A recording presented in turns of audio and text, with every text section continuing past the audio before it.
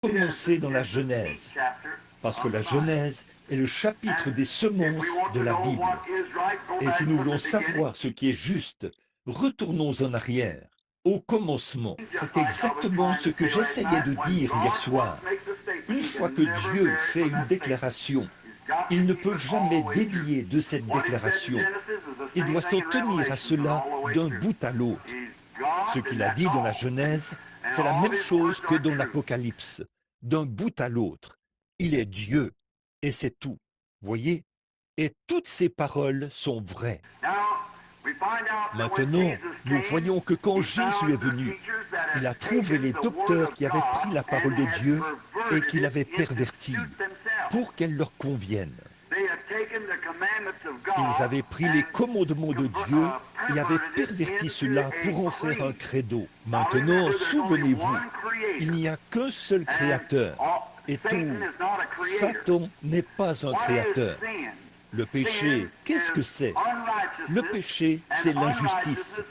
Et l'injustice, c'est la justice pervertie. Je vais peut-être rendre cela plus clair. Vous êtes une assemblée mixte. Vous écoutez votre médecin, je suis votre frère. Que l'homme vive avec sa femme, c'est juste. Il est marié avec elle. Le même acte avec une autre femme, c'est la mort. L'un apporte la vie, l'autre, c'est la mort. Voyez? L'injustice, c'est la justice pervertie. Un mensonge, qu'est-ce que c'est? C'est la vérité déformée. Donc, c'est ce que Jésus a trouvé. Et c'est là que nous nous retrouverons tous. Donc, nous retrancherons quoi que ce soit de la parole de Dieu et y ajouterons quoi que ce soit.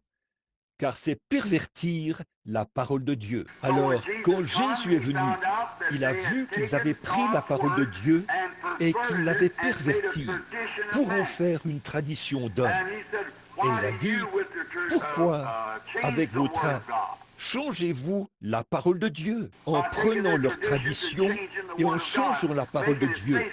Ils lui font dire quelque chose qu'elle n'a pas dit en réalité. Nous constatons qu'il a trouvé ça à son époque et il le trouverait ici aujourd'hui.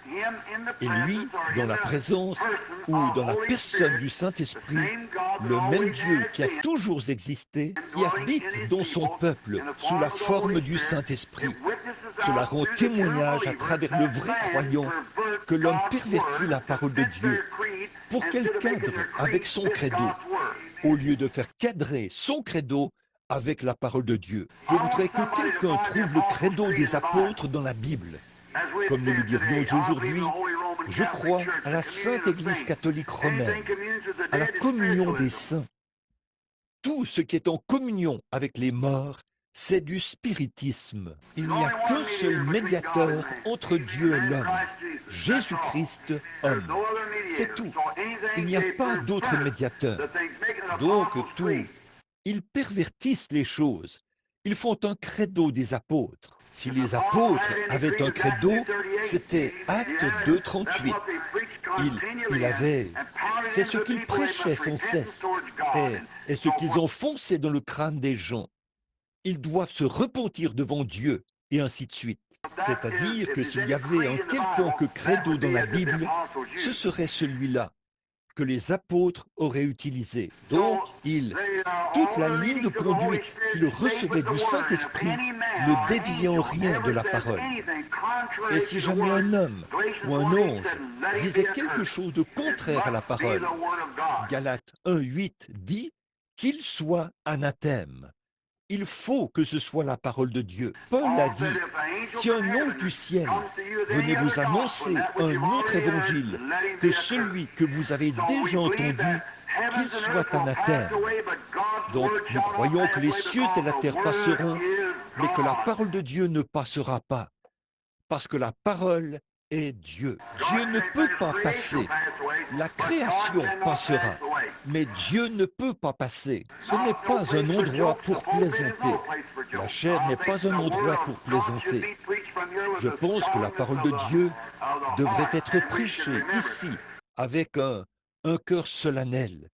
Et nous devrions nous en souvenir. Mais je veux juste dire, pour faire ressortir ceci. Le vieil homme de couleur, ici, quelque part dans le sud, une fois, il a fait une déclaration. Il a dit qu'il préférerait se tenir sur la parole de Dieu plutôt que de se tenir dans le ciel. Ils m'ont demandé pourquoi. Il a dit, parce que le ciel et la terre passeront, mais la parole de Dieu ne passera pas. C'est vrai, nous devons nous en tenir à la parole. Jésus, quand il est venu, il a dit, c'est à cause de la dureté de votre cœur que Moïse vous a permis de répudier votre femme. Au commencement, il n'en était pas ainsi. Maintenant, nous voyons qu'ils avaient pris les commandements de Dieu et on avait annulé les effets. Quand Jésus est venu, il a trouvé des gens qui se tournaient vers l'Église pour obtenir le salut. Qu'est-ce qu'ils ont obtenu? Des credos. Chaque dénomination fabrique son propre credo. Oui, c'est ce qu'il a trouvé. Des gens qui comptaient sur l'Église pour obtenir le salut. Et ils ont trouvé des credos faits de main d'homme. Et s'ils venaient aujourd'hui en personne et qu'ils nous parlaient, ils trouveraient la même chose. Des hommes qui font cadrer la parole de Dieu avec leur dénomination, donnant des credos aux gens. Et il n'y a pas de salut dans un credo, si ce n'est pas la Bible. Il faut que ce soit la Bible, parce que sa parole est... Tout ce dont nous avons besoin, c'est de sa parole. Et sa parole, quand il est la parole de Dieu est Dieu. C'est tout. C'est sa parole. C'est lui. Au commencement, était la parole. Et la parole était avec Dieu, et la parole était Dieu. Et la parole est toujours Dieu. C'est toujours Dieu. Maintenant, nous voyons que quand il est venu, il a trouvé que les hommes prenaient les commandements de Dieu et on annulait les effets. En prenant les commandements de Dieu et en les faisant cadrer avec leur credo. Alors, ils étaient inopérants et l'Église se tournait. Les gens se tournaient vers l'Église au lieu de se tourner vers la parole de Dieu. Ainsi donc, il a dit, au commencement, il n'en était pas ainsi. Nous voyons que c'est la même chose aujourd'hui, comme je l'ai déjà cité 2 ou 3 fois ce matin. Et je surveille l'horloge là. Ça me rend nerveux. Mais je veux quand même dire ceci, que ceci est la vérité. Alors, à cette époque-là, tout comme aujourd'hui, et aujourd'hui, tout comme à cette époque-là, ils crient « Où est Dieu ?» Eh bien, ce qu'il en est, c'est qu'ils ont abandonné Dieu quand ils ont abandonné sa parole. C'est pour ça que nous avons des choses comme celles que nous avons aujourd'hui. C'est parce que les gens ont abandonné la parole de Dieu. Si un médecin rédigeait une formule, une ordonnance, et que vous y ajoutiez quelque chose, ou que vous en retiriez quelque chose, vous tueriez votre patient. C'est vrai. Vous devez garder cela exactement tel que c'est écrit. Il y a là assez d'antidotes pour neutraliser le poison, assez de poison pour tuer le microbe. Et trop de poison là-dedans, sans antidote, ça tuerait le patient. Et trop d'antidote sans le poison, qu'est-ce que ça ferait? Ça n'aiderait pas votre patient. Donc, vous devez faire en sorte que ce soit correct. Et c'est pareil pour la parole de Dieu. C'est l'ordonnance de Dieu. Oui, frère, c'est l'ordonnance de Dieu pour son peuple, pour guérir toute maladie, toute infirmité, le péché et les choses physiques, quoi que ce soit. La parole de Dieu a la réponse pour tout cela. Amen. C'est la parole de Dieu. Elle était ainsi au commencement. Elle était ainsi au Moyen Âge. Elle est ainsi dans chaque âge. Et elle est ainsi ce matin, exactement comme elle était quand il l'a prononcée. Parce qu'elle ne peut pas dévier d'un seul iota. Parce que c'est la parole de Dieu. Alors les gens aujourd'hui, ce n'est pas étonnant qu'ils s'écrient. Les jours des miracles sont passés. La guérison divine, ça n'existe pas. Pourquoi le font-ils? Parce qu'ils ont pris la parole de Dieu et y ont entremêlé leur credo. Et ils ont mal mélangé les choses. Ils n'ont aucune puissance là-dedans. Si un ange, un évêque, un archevêque ou quoi encore venait changer une seule parole, ça changera toute l'ordonnance. Tenons-nous-en strictement à ce qu'elle a dit. Ce que Dieu a dit, laissons cela exactement tel quel. Les églises sont fichues aujourd'hui. Elles sont parties dans leur élan quelque part. Elles forment des organisations, elles forment des dénominations, amenant les gens à suivre des credos plutôt que Christ. Je ne veux aucun autre credo que Christ, aucune autre loi que l'amour, aucun autre livre que la Bible. C'est exactement ce que nous avons.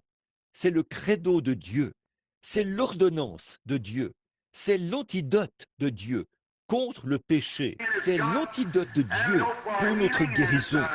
Et c'est la puissance de Dieu manifestée devant nous, alors que nous acceptons la parole dans notre vie. Eh bien, nous voyons qu'ils répondent, qu'ils crient, « Où est le Dieu de Moïse ?» La raison pour laquelle Moïse s'en est tenu à Dieu et les choses, c'est que Dieu suivait l'ordonnance de Moïse. Moïse suivait la parole de Dieu. C'est comme ça que Pierre, Jacques et Jean ont chaque fois atteint la cible en plein dans le mille, parce qu'ils suivaient la parole.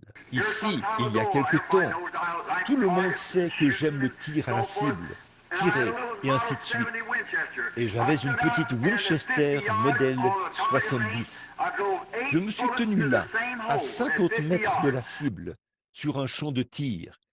J'ai fait passer 8 balles dans le même trou, à 50 mètres. Et le prochain tir était un peu à côté. On doit donc essayer de la manipuler et de l'ajuster un peu. Et j'aime faire ça. Ça me calme les nerfs, en quelque sorte. Donc, cette balle n'est pas passée dans le trou. Je n'arrivais pas à la faire entrer là. Je pensais qu'il fallait refaire l'encastrement. Je l'ai renvoyé à la compagnie Winchester. Ils l'ont retourné et ils ont dit « Oh, frère Branham » ou « Monsieur Branham » ont-ils dit. Si, cette Winchester est l'une des meilleures. Ils ont dit « Elle touchera la cible à environ 2 cm près à 50 mètres. À 25 mètres, je veux dire, à environ 2 cm près à 25 mètres. » Ils ont dit « C'est le meilleur résultat que vous pourrez obtenir. » Je savais que ce n'était pas vrai. Je savais qu'à 50 mètres, j'avais enfoncé 8 punaises en plein centre avec ce fusil. Donc, je savais que c'était faux. Maintenant, c'est comme ça.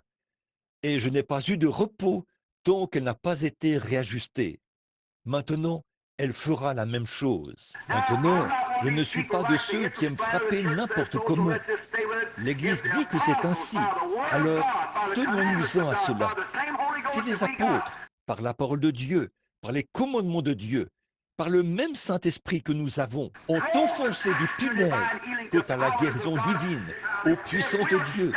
Si nous nous en tenons à cela, nous savons que c'est vraiment là. Alors, nous nous en tiendrons à cela jusqu'à ce que nous atteignions la cible en plein centre. C'est tout. Car nous savons que c'est déjà arrivé une fois. Comment est-ce possible que les jours des miracles soient passés? Et Jésus-Christ est le même hier, aujourd'hui et éternellement. Comment ce Dieu peut-il être mort? Celui qui est ressuscité et qui vit au siècle des siècles. Comment pouvons-nous en faire un credo alors que Dieu n'a pas de credo? Dieu est une personne. Dieu habite dans son Église et vous êtes son Église. Si vous êtes né de nouveau et rempli du Saint-Esprit, vous êtes l'Église de Dieu. Dieu habite dans votre. Il fait sa demeure avec vous. Quand Dieu est descendu, qu'il a été fait chair et qu'il a habité parmi nous, qu'est-ce qu'il a fait? Il a dressé sa tente parmi les êtres humains. Il a changé de rôle, de Dieu à l'homme, pour devenir, afin que l'homme puisse devenir comme lui. Oh, il est devenu moi, afin que, par sa grâce, je puisse devenir lui. Oh, comme c'est glorieux! Nous ne comprendrons jamais ce que c'était. Ce n'est pas étonnant que les gens disent aujourd'hui, où est Dieu? Retournez à la parole. Retournez au commencement. Au commencement, il a dit à ses disciples, allez par tout le monde et prêchez l'évangile. Voici les signes qui accompagneront ceux qui auront cru. C'est tout. Retournez à cette même parole. Elle produira la même chose. Ils ont suivi cette parole et elle a atteint la cible en plein centre et a enfoncé les punaises. Chaque punaise, chaque promesse que Dieu a faite a été manifestée. Si nous retournons à cette même parole, elle enfoncera les mêmes punaises, fera les mêmes miracles, accomplira les mêmes choses, fera la même vie, fera la même créature, ressuscitera les morts, guérira les malades, chassera les démons, produira des visions, des prophéties. C'est le même évangile qui a enfoncé la punaise à l'époque. Si nous retournons à la même chose, comme remettre le fusil dans le même état qu'il était au départ, que là, il n'y a plus de vibration. Il va tirer cette balle tout droit vers la cible. Et si nous éliminons de nous toutes les vibrations de l'incrédulité, la parole de Dieu se dirigera droit vers le but, exactement comme au commencement. C'est tout à fait vrai.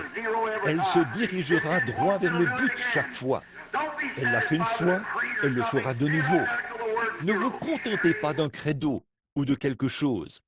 Restez là jusqu'à ce que la parole atteigne le but en plein centre. Ça me rappelle l'époque où la mère et le père, où le père nourricier de notre Seigneur Jésus l'avait emmené à la fête de la Pentecôte. Elles ont fait 3 jours de route et elles ont finalement constaté son absence. Ils ne pouvaient pas le trouver. C'est ainsi que l'Église est maintenant. Elle a fait plus. Elle a fait environ 2 millions de routes et elle a constaté son absence. Voilà, c'est ça. Il y a des signes de sa venue qui apparaissent partout. Elles disent, où est Dieu? Où est Dieu? Qu'est-il devenu? Avez-vous remarqué? Marie et Joseph l'ont cherché parmi leurs proches, mais ils ne l'ont pas trouvé. Aujourd'hui, nous allons voir qu'il est parmi les méthodistes, qu'il est parmi les baptistes, les presbytériens ou les luthériens. Non, monsieur, ils ne l'ont pas trouvé. Nous ne le trouverons pas non plus aujourd'hui. Peu importe combien nous essayons de retourner en arrière et de revoir une de ces vieilles dénominations mortes, nous n'y arriverons jamais. Où l'ont-ils trouvé? Là où ils l'avaient laissé. Alléluia. Vous pensez que je suis un exalté. Je suppose que je le suis. Vous le trouverez exactement comme l'ont fait. Là où ils l'avaient laissé. Là où ils l'avaient laissé, c'est là qu'ils l'ont trouvé. C'est là que l'Église le trouvera. Où l'avait-il laissé? À la fête de la Pentecôte.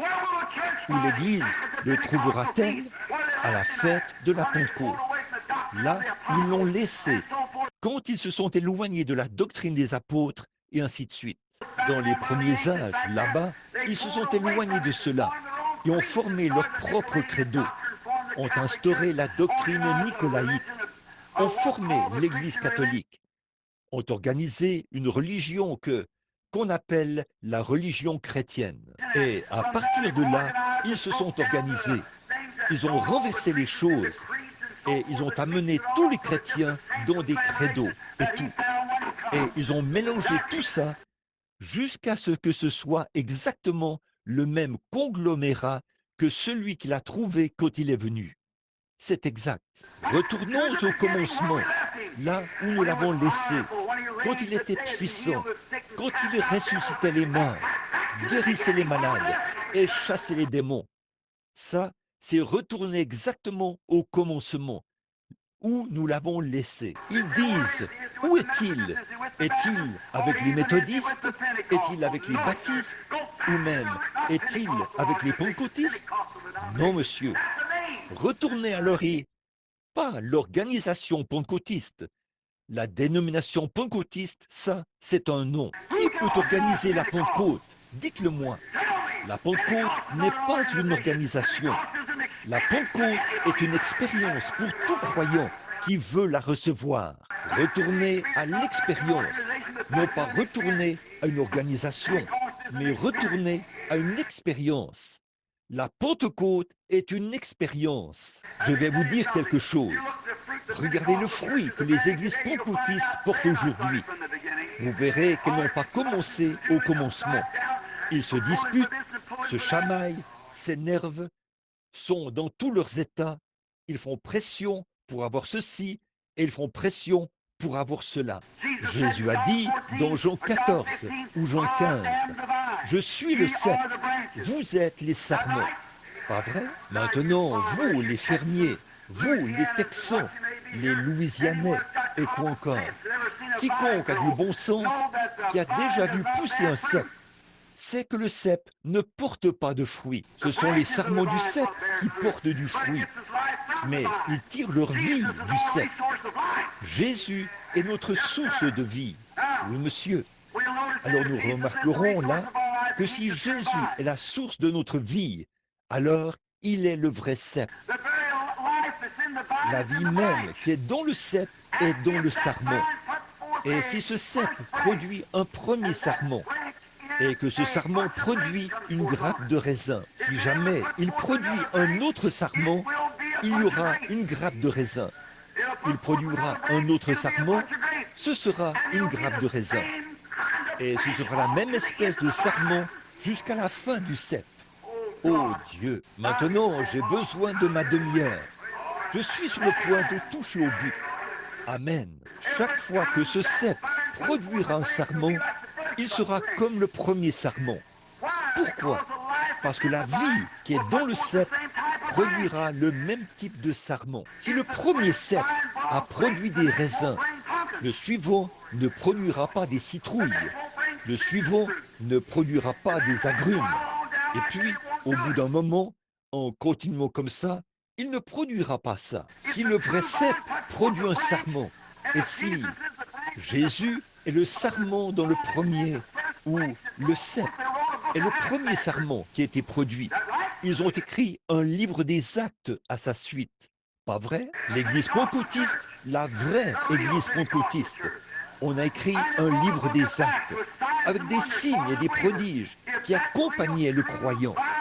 Si ce vrai et véritable cep produit un autre vrai sarment, ils écriront un livre des actes à sa suite.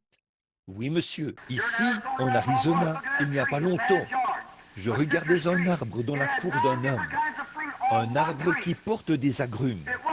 Il y avait 9 différentes sortes de fruits sur un même arbre. C'était bien le cas. Chacun d'eux était un fruit différent. C'était un oranger au départ, mais il portait des grenades. Il y avait des citrons, il y avait des pamplemousses, toutes sortes d'agrumes. Pourquoi? Ils y avaient été greffés. Ils vivaient de la vie de cet arbre, mais ils ne pouvaient rien produire d'autre que ce qu'ils étaient. Ils ne pouvaient pas produire d'oranges parce qu'ils étaient un cep greffé. Mais chaque fois que cet arbre produisait de lui-même une vraie branche, c'était un oranger. Et il portait des oranges. C'est pareil aujourd'hui. Nous avons greffé des ceps méthodistes, baptistes, presbytériens sur le vrai cep. Et ils vivent de sa force. Mais ils ne peuvent produire rien d'autre que des credos et des dénominations. Mais si jamais ce cep produit un autre sarment, il sera interdénominationnel, rempli de la puissance du Saint-Esprit, exactement comme au jour de la Pentecôte, de retour au commencement. Amen. Je ferais mieux d'arrêter. Amen. Si jamais ce cep produit un autre sarment, il sera exactement comme au commencement. Nous y greffons toutes sortes de credos d'église, baptistes, méthodistes, pentecôtistes, presbytériens, luthériens, baptistes. Et ils portent tous des fruits baptistes, des fruits méthodistes, des fruits pentecôtistes et tout le reste. Mais quand on retourne à la source, si jamais ce cep produit un autre vrai sarment, il portera le fruit du Saint-Esprit. Amen. Ils disent, eh bien, nous sommes méthodistes. Au commencement, il n'en était pas ainsi. Nous sommes baptistes. Au commencement, il n'en était pas ainsi. Nous sommes presbytériens. Au commencement, il n'en était pas ainsi. Nous ne croyons pas au parler en langue. Au commencement, il n'en était pas ainsi. Nous ne croyons pas à la guérison divine dans notre Église. Au commencement, il n'en était pas ainsi. Alléluia. Ce dont nous avons besoin aujourd'hui, c'est de quelque chose qui retourne au commencement, d'un retour au commencement. Alléluia. Mon temps est écoulé. Prions. Seigneur Jésus, oh, que je vive pour voir le jour où l'Église retournera au commencement. Accorde-le, Seigneur. Remplis ce petit endroit ce matin. Loin ce simple pasteur, Seigneur, et les autres. Donne-nous ta gloire. Accorde-nous ta grâce. Donne-nous une réunion ici, Seigneur. Oublions les autres choses et retournons au commencement. Car nous savons que notre Maître parle dans notre cœur ce matin. Ôte ces cèpes greffés de là. Sépare-toi de l'incrédulité. Retourne au commencement. C'est là qu'il en était ainsi. Et Seigneur, nous voulons que tout soit comme ça l'était au commencement. Seigneur, fais que notre expérience, si nous ne l'avons pas encore vécue avant ce matin, s'il y a quelqu'un assis ici qui n'a jamais eu cette expérience de l'esprit du commencement et qui n'a pas ce même esprit qui était déversé au commencement, pourquoi devrions-nous accepter un substitut? Pourquoi devrions-nous accepter quelque chose qui est du fanatisme? Pourquoi devrions-nous accepter un credo extrémiste, froid, formaliste, indifférent, alors que les cieux pentecôtistes tout entiers sont remplis de l'authentique élément? Pourquoi accepter un substitut? Seigneur, retournons au commencement et recevons-le comme il l'avait fait au commencement.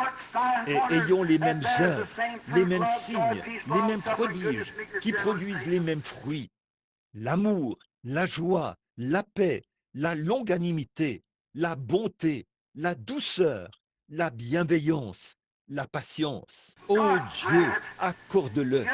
Exauce-nous, Père, car nous remettons cette petite église et ce réveil entre tes mains. Au nom de Jésus-Christ. Amen. Que Dieu vous bénisse. Ça me coûte d'avoir à vous quitter si vite, mais il est maintenant plus de 11 heures. Je vous verrai ce soir. Merci.